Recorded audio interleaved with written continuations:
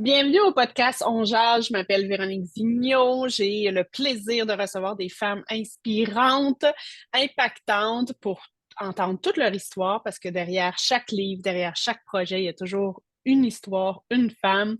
Alors aujourd'hui, j'ai le plaisir de recevoir Marie O'Brien qui a écrit 3 livres. Elle va nous parler de son histoire, elle va nous parler de son cheminement et elle va nous parler aussi de sa conférence du 16 novembre. Alors bonjour, bienvenue sur On Jase. Marie, comment vas-tu? Ça va bien, puis merci de me recevoir comme ça. Ça me fait plaisir, ça me fait plaisir. Écoute, moi, Marie, je te connais pas beaucoup, autre qu'on a le même éditeur en commun, Oui, hein, Jérémy oui. Parent, le célèbre Jérémy. Donc, j'ai entendu des brides, fait que je vais te découvrir aujourd'hui en même temps que les auditeurs, auditrices. Je pose souvent la question, t'étais où quand tu as décidé d'écrire un livre? Tu sais, parce que des fois, on écrit, mais écrire nos mémoires, écrire à temps perdu ou écrire pour nous, versus dire, OK, je suis prête, je publie, j'ai un message à raconter, j'ai un message à publier. Où tu te trouvais dans ta vie? Pas nécessairement physiquement, mais à quelle place, à quel moment de vie que tu as décidé de faire ça? Ça avait toujours été, écrire un livre avait toujours été une intention. Qu'en quelque temps, je raconterais mon histoire, mais c'était pas vraiment concret. J'y pensais rarement, mais à un moment donné, je suis devenue veuve OK. euh, en 20 en 2017. Alors, pas longtemps après, mon vécu avait été assez difficile. J'avais un mari qui avait été longuement malade pendant une vingtaine d'années, était né avec le spina bifida. Ça fait beaucoup de complications d'autres maladies chroniques se sont instaurées chez lui. Puis je suis devenue une aidante naturelle. OK. J'avais 3 enfants. J'étais une femme de carrière également. J'étais le principal pourvoyeur de la famille. C'était, ça a été des moments assez difficiles dans le sens de tout porter ces rôles-là. Alors, j'ai fait des grosses dépressions dans le temps, euh, OK. des dépressions récurrentes. Et après ça, j'ai reçu beaucoup de thérapie pour essayer de prendre le- de redécouvrir un courage parce que j'avais encore 3 enfants. Puis je me suis dit, ben pour eux, pour le bien de la famille, je dois me remonter. Puis c'est ça que j'ai fait. Ça fait au décès de mon mari, j'avais souvent isolé ma souffrance dans le sens que je voulais pas blesser mes enfants, je voulais pas blesser mon mari qui était malade non plus. Alors, à ce moment-là, j'ai décidé que là, c'était le temps, à 65 ans, la journée de ma fête, je me suis assise, puis j'ai décidé que j'allais écrire mon récit de vie. Les mémoires. Oui, c'est ça. Mes perceptions à moi, parce que les perceptions de chacun sont souvent différentes. Mhm. Et en même temps, ça laissait un héritage à mes enfants, je me disais. Ouais. Sans Puis, vraiment savoir que ça allait être publié, rien à ce moment-là. OK. Fait que, et quand est-ce que tu as décidé que tu allais le publier? Bien, euh, à un moment donné, j'ai partagé mon manuscrit avec mon fils aîné. Puis là, ben, c'est ça, j'attendais sa réaction. Puis quand il est venu me trouver pour dire, Maman, j'ai lu ton manuscrit. Puis, tu sais, il a partagé des belles choses à moi. Il a dit, je réalisais pas que toi, tu avais vécu euh, ces années-là, c'est difficile. So, avec le temps, là, il me dit, cette journée-là, il dit, Maman, il dit, on va t'organiser une fête. Ça fait, ça a pris des enfants, vous savez, ils prennent leur temps, là. Donc, ça a pris quelques semaines avant que la fête eût lieu. Il dit, on va inviter mes frères, mes sœurs, puis mes enfants, leurs conjoints. Euh, à cette fête-là, je me suis présentée là, des ballons, puis de la musique, puis un podium, un micro. Puis là, ils ont dit, ben, tu vas prendre la parole, tu vas raconter un peu de ton histoire, ce que tu veux dire. On n'était pas beaucoup, c'était une journée d'été en arrière de secours. Et, Et à ce moment-là, je les ai fait de l'annonce. J'ai dit, ben, je viens d'envoyer mon manuscrit à un éditeur que j'ai trouvé, puis je lui ai parlé, puis il a accepté qu'il allait le publier. Wow. C'était ta So, première conférence, hein? ouais, Dans à mes dans le enfants. jardin, à tes enfants, à tes proches, mais quand même. Et là, et tu leur annonçais aussi que tu avais eu. Puis ce qui prend du courage aussi, hein, de dire je vais le publier. Est-ce que avec ce courage-là vient aussi des peurs, des craintes? Est-ce que tu en as eu, toi, au niveau de qu'est-ce que la famille va penser? Est-ce que je vais heurter quelqu'un? Oui. Est-ce que c'est pertinent, mon histoire? Comment tu as vécu ça, ce processus-là de doute et de peur? Oui, avant que j'envoie le manuscrit, là, je vais te dire que je me sentais un petit peu nerveuse puis insécure parce que je savais pas euh, l'étendue du dévoilement que moi j'avais fait, si ça allait les déranger. Ouais. Mais mon intention n'a jamais été de les blesser ou blesser Ouais. personne ou parler mal de quelqu'un ou de rien. C'était simplement mes perceptions, mes ressentis de cette époque-là. Ça a bien été accueilli, là. Mais oui, j'ai eu des peurs, cette nervosité-là, jusqu'à ce qu'ils me disent, maman, j'ai découvert des choses de toi que je savais pas. Ouais. C'est ça. Qui t'aimerait qu'il lise ton livre? Qui tu penses que ça peut, quel type de clientèle ça peut aider? Parce que tu as parlé de la maladie de ton mari, donc tu as eu un rôle quand même de proche aidante, tu as eu un rôle aussi de maman qui devait être forte et qui devait subvenir à ce que tout roule. Puis des fois, corrige-moi si je me trompe, mais des fois, on a tendance à mettre nos émotions de côté parce que si ton fils te dit maman, j'ai pas vu que tu as vécu ça comme ça, c'est probablement parce qu'il y a l'image de la femme forte qui continue d'aller travailler, qui C'est s'occupe ça. de son mari, qui a les enfants. Est-ce que je me Oui. trompe? Oh non, c'est absolument ça. Mais, tu sais, je me dis, n'importe quelle personne, on a tous un vécu, puis on a tous eu des souffrances, puis c'est qu'avec ce livre-là, avec l'écriture, pour moi, c'est ça qui m'a sauvée. C'est pour ça que Oui. il s'appelle l'écriture en cadeau. L'écriture a vraiment été un cadeau pour moi. Puis je me dis que n'importe qui a vécu des dépressions, qui vivent la maladie, tu sais, peuvent se nourrir à travers ce livre-là, dans le sens que à la fin de tout ça, je me suis transformée. Puis je me dis que chaque souffrance ou chaque difficulté, c'est ça qui nous bâtit, c'est ça qui bâtit notre estime, parce que là, on prend confiance, on décide que assez, c'est assez, là, puis on pose on fait des pas, on pose des actions. Qu'est-ce qui a été l'élément déclencheur de te sortir justement de ta dépression? Tu sais, tu dis j'ai fait des thérapies, j'ai écrit, mais est-ce qu'il y a eu un moment où justement tu t'as décidé de te choisir ou de voir la vie différemment? C'est parce que je me suis trouvé un ancrage, puis l'ancrage a été mes enfants. Hmm. Je pouvais pas rester au lit à la journée. Je devais m'occuper d'eux. Ça fait eux Ouais. autres, c'est trois beaux enfants et ils sont pleins de talent. Puis je me dis, je vais me battre pour eux. Assez, c'est assez, là. Puis Ouais. je me suis redressée. Ressaisie. Oui, c'est ça. Oui, Ouais. yeah. Puis tu as écrit aussi les carnets de Marie à ma façon et vieillir autrement à sa façon. Qu'est-ce que tu avais envie après à t'être libérée de ton histoire, d'avoir Oui. exprimé ta vision des événements de ta vie? Qu'est-ce que tu avais le goût de partager dans ces deux livres-là après? Les carnets de Marie, c'était un livre. Quand je suis devenue veuve, j'étais en appartement. Puis j'étais seule. Puis j'ai, j'étais assise une bonne journée, puis je me suis dit, ben, c'est quoi tu vas faire de ta vie, là? Ça fait, je me suis assise, puis je me suis écrit des intentions. Ça fait, OK. dans ce livre-là, je raconte c'est quoi je vais faire. Puis une de ces intentions-là, c'était que j'avais dit qu'en quelque temps, je voulais écrire un livre. Mais euh, j'ai d'autres intentions que je raconte dans ce livre-là. Là. C'est un peu ça, là. Dire, je me suis reconstruit.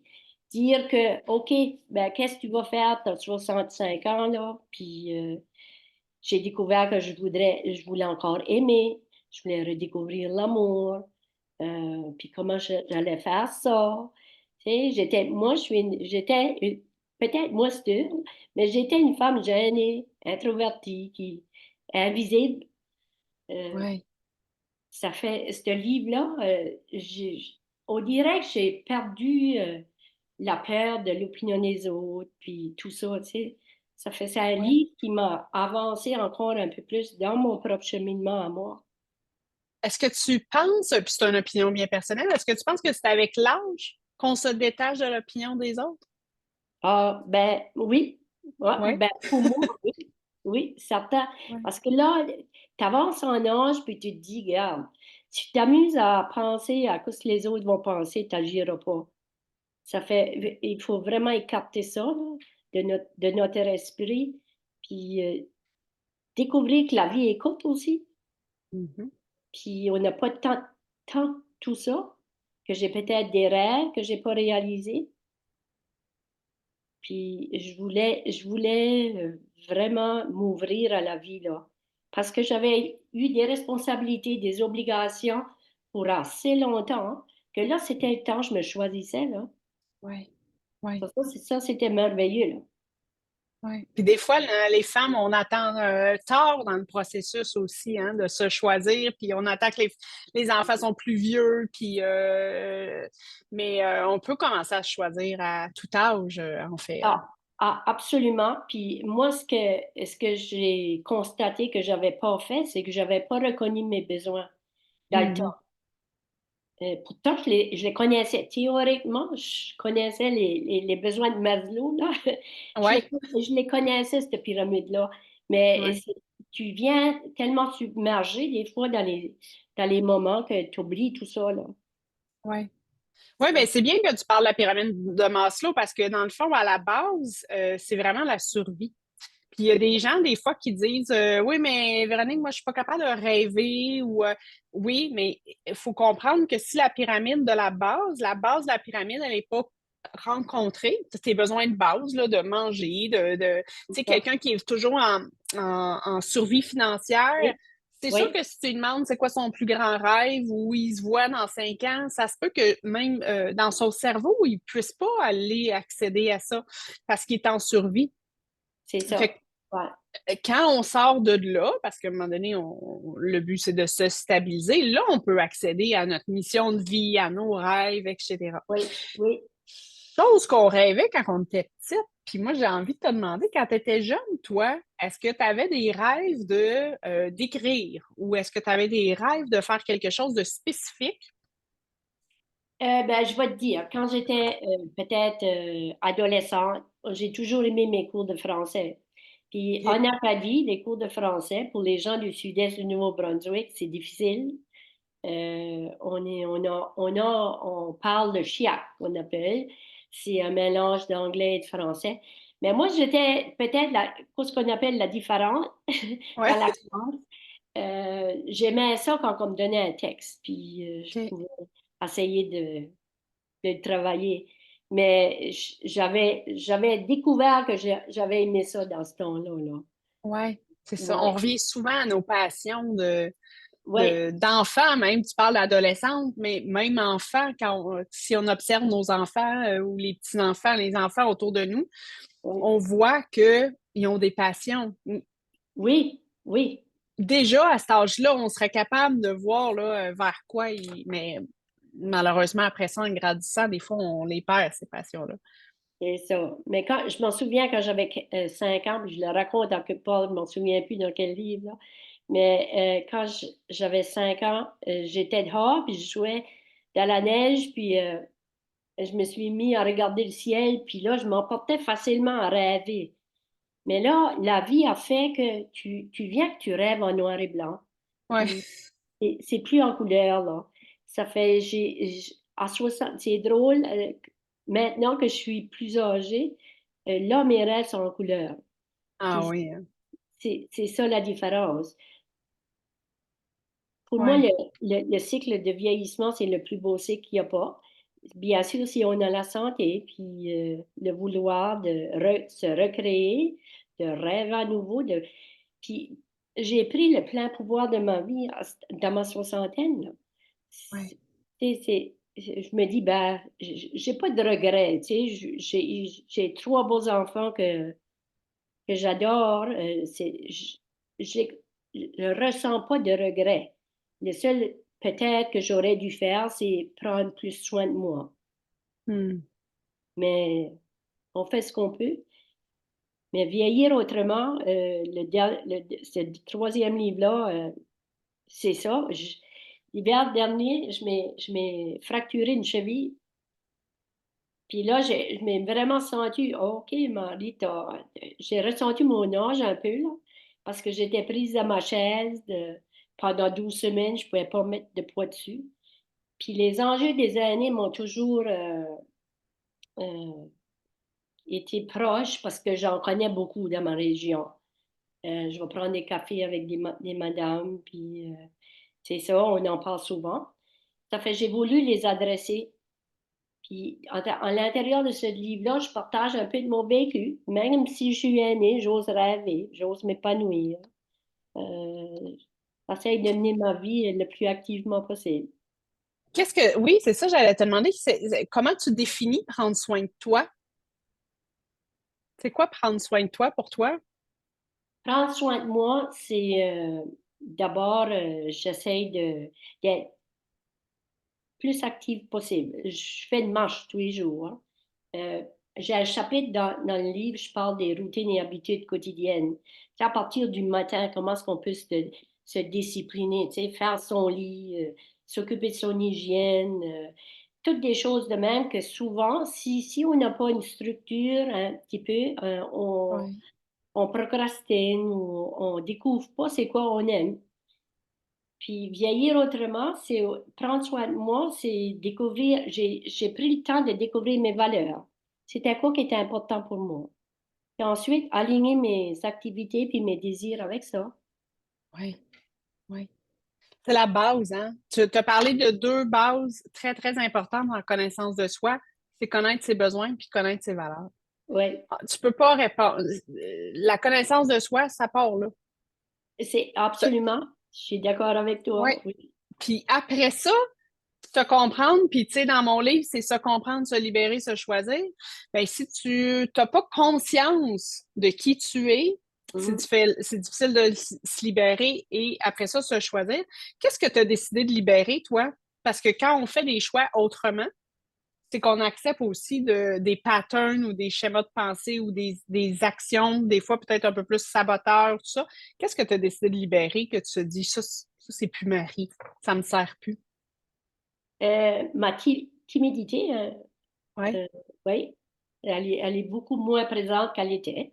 Malgré qu'elle existe encore, tu sais, j'affronte mes défis pareils, là, mais ouais, peut-être avec une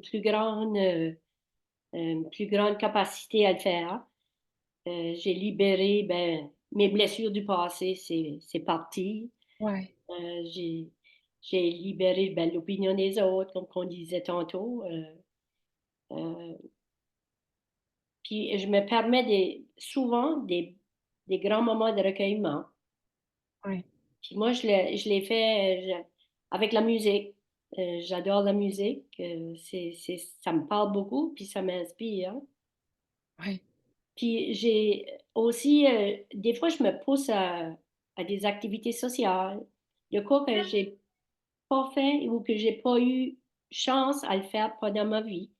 Mais là, je découvre des gens incroyables. C'est, s'autoriser à vivre. oui, puis Dis-moi, qu'est-ce que... Oui, vas-y. excuse-moi, reconnaître sa valeur comme femme. Mhm. Ouais, ouais. Ça, c'est un chemin qui transcende toute génération. Absolument. De, ouais. Et Parce qu'on parle de ça, reconnaître sa valeur, mon groupe légitime d'exister au féminin est vraiment justement pour la puissance personnelle, être capable d'être dans son autonomie affective, dans son autonomie financière, autonomie de santé, dans ses choix, etc. Euh, Est-ce que tu penses, puis là je te pose une question personnelle aussi, est-ce que tu penses qu'il y a espoir? Est-ce que tu penses que ça évolue comparativement au contexte? Bon, tu as quand même que 60 quelques années, mais quand même, Oui. ça vient quand même d'une époque différente, la place des femmes. Déjà, v'là 60 ans, tu sais, quand tu étais enfant, toi, la place des femmes versus aujourd'hui, est-ce que ça te donne espoir ou tu te dis qu'il y a encore beaucoup de chemin à faire? Il y a du chemin à faire, c'est certain. Mais c'est beaucoup plus avancé que c'était quand moi, je me suis Ouais, mariée à 21, là, en ouais, 1978, là. Ça, ouais, c'était pas, on prenait, au Nouveau-Brunswick, on prenait le nom du mari. Alors, ouais, automatiquement, il y a une partie de ton identité qui disparaît, tu sais. Euh, ouais, Puis ça, c'est juste un petit exemple, tu sais. ouais. Mais on a du chemin encore, mais je pense que les femmes sont en train de libérer leur parole. Ils sont en train Mhm. de prendre plus de place qu'il y a, qu'il y a quelques années.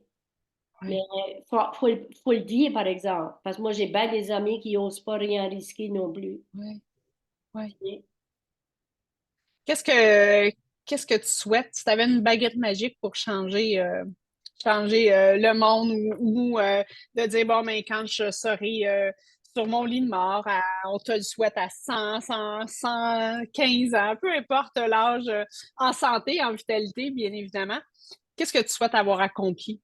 De dire oh my God, je suis vraiment contente d'avoir vécu ça ou d'avoir accompli ça.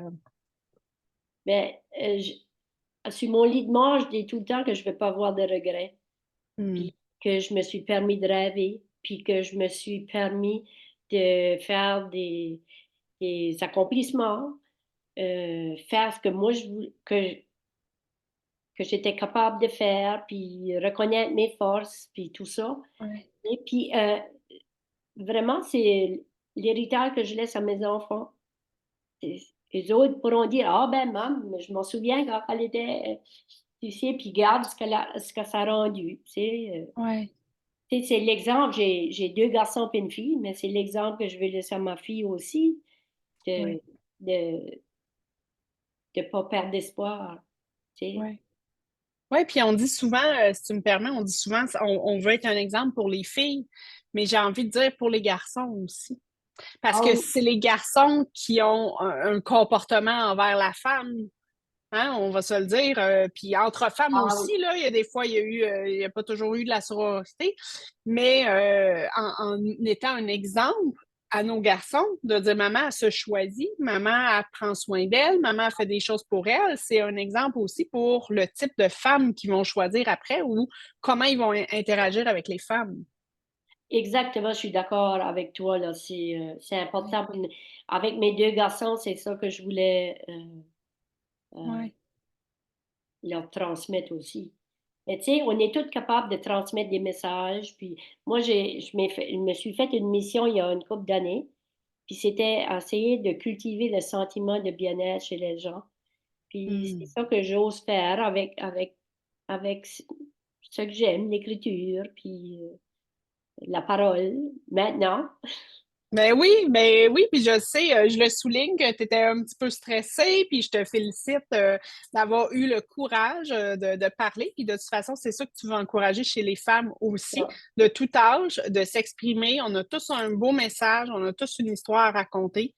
Tu vas être en conférence, est-ce que tu veux nous en parler le 16 novembre? Oui, ben, la conférence est inspirée de mon livre Vieillir autrement. Oui. Euh, c'est ça, j'invite les gens à prendre leur place, à découvrir leurs valeurs, à, à prendre leurs désirs et les activités qu'ils aiment selon leurs valeurs. Euh, de ne pas perdre d'espoir, tu sais. Puis je leur parle aussi comment apprivoiser ces défis de santé. J'ai été Mhm. entourée de beaucoup de gens malades. Euh, ça dépend tout de notre réactivité, de notre attitude, comment être flexible avec des changements, développer une Ouais, certaine souplesse, parce qu'on vend nos grosses maisons pour s'en aller en résidence, dans des ouais. foyers. Euh, c'est sortir de sa zone de confort. Moi, je connais bien les femmes. Moi, la première chose qu'ils disent, moi, je ne serais pas capable, je ne serais pas capable, je ne serais pas Hmm. capable. C'est assez de changer ce, Ce discours-là. ce discours-là, ouais.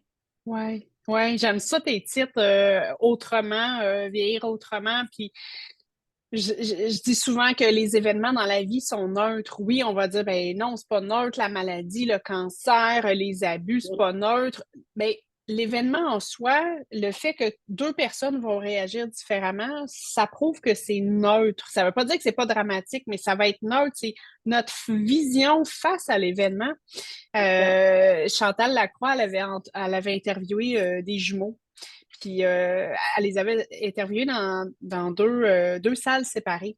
Puis il y en a un qui avait dit, tu sais, Chantal, si tu avais connu mon père, qui est alcoolique, tu comprendrais pourquoi aujourd'hui je bois. Puis l'autre, il avait dit, tu sais, Chantal, si tu avais connu mon père alcoolique, hein, on s'entend, c'est des jumeaux ont le même père, tu comprendrais aujourd'hui pourquoi je bois pas. Puis Ah, ça m'avait tellement marqué de dire, regarde, deux personnes qui vivent exactement, là, tu sais, dans la même époque, la même maison, les mêmes événements, font des choix différents. oui, Alors, notre regard face à l'événement, même oui, aussi triste que ça peut... Tu sais, puis souvent, on voit des gens qui ont vécu des choses terribles, qui se sont relevés, puis on se dit, ben voyons donc. Mais est-ce que ça t'aide ou ça te nuit de ah, continuer à voir la vie comme ça?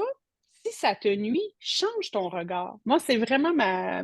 Je suis curieuse de oui, t'entendre, mais c'est vraiment ça que j'ai le mot prêcher, ça fait très speech, un oui, speech religieux, mais c'est mes valeurs que... oui. C'est ça, arriver à poser un regard différent, puis que ça soit tout dans tes actions, dans tes pas, dans tes comportements, tu sais. Ouais. Ouais. Moi, Alors, la vieillesse pour toi, vieillir autrement, ça veut dire quoi? c'est le plus beau cycle de vie qu'il n'y a pas pour moi présentement. Ouais. Je suis bien, tu sais, je me sens aimée, mes besoins sont rencontrés à tous les niveaux, puis c'est beau, c'est merveilleux, mais Ouais. tu sais, je sais que c'est pas facile pour tout le monde, mais si je partage la façon dont moi je l'ai fait, peut-être que ça peut inciter d'autres gens à dire, ben, garde, c'est possible, garde espoir. Ouais. Euh, Moi, on parlait tantôt là, de notre regard qui est différent. Ben, j'ai une sœur qui est décédée, puis elle faisait un cancer de poumon agressif, puis c'était terminal. Mais elle a vécu sa mort d'une façon extraordinaire. Elle a réalisé ses souhaits de fin de vie. euh, C'était merveilleux de la voir. Elle Hmm. a invité tous les gens qui ont contribué à son bien-être pendant sa vie, à jaser avec eux le temps qu'elle a pu. Mais ça, c'est du courage. Puis le courage, ben, ça se bâtit, ça. Hmm. Si qu'on reconnaît toutes les épreuves qu'on a toutes, là, si qu'on on reconnaît toutes ces épreuves-là, qu'on dit, gars, ben, j'ai été courageuse, là, j'ai été Ouais. courageuse ici. Puis, tu sais, Ouais. ce courage-là va faire de qui ce que t'es, là. Hmm. C'est un choix, hein? Le courage, c'est un choix. Absolument, oui. C'est un Oui, choix. Des fois, on dit aux gens, ah oui, mais toi, t'es courageuse. Oui, mais j'ai pas acheté ça chez Walmart, là. c'est C'est un ça. choix de, de y aller malgré la peur. Tu sais, je sais que c'est pas toujours facile, mais tous ceux qui se sont relevés des pires atrocités, c'est qui Oui, ont fait le choix de continuer à vivre, de faire le choix de voir autrement, le choix de se choisir. Fait que je pense que n'importe quoi qu'on vit, ça veut pas dire que c'est facile, non. mais c'est un choix. La vie est Oui, pas facile. Hein?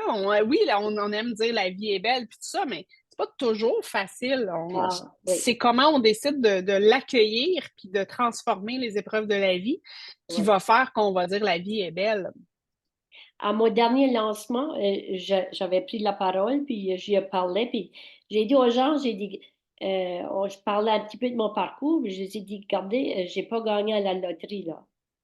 Euh, Tout ce que j'ai fait jusqu'à date, je l'ai gagné par mon Mm. intérieur, par les pas que j'ai fait, par les actions que j'ai faites. Tu sais, tu te lèves pas le matin puis ça change, là. Non. Faut y travailler, puis il faut y croire. Il faut se Ouais. convaincre de ça, que c'est possible. Ouais. C'est merveilleux. C'est merveilleux. On va se laisser là-dessus, Ouais, sur ces belles paroles. Alors, je répète, l'écriture en cadeau, les carnets de Marie à ma façon, vieillir autrement à sa façon.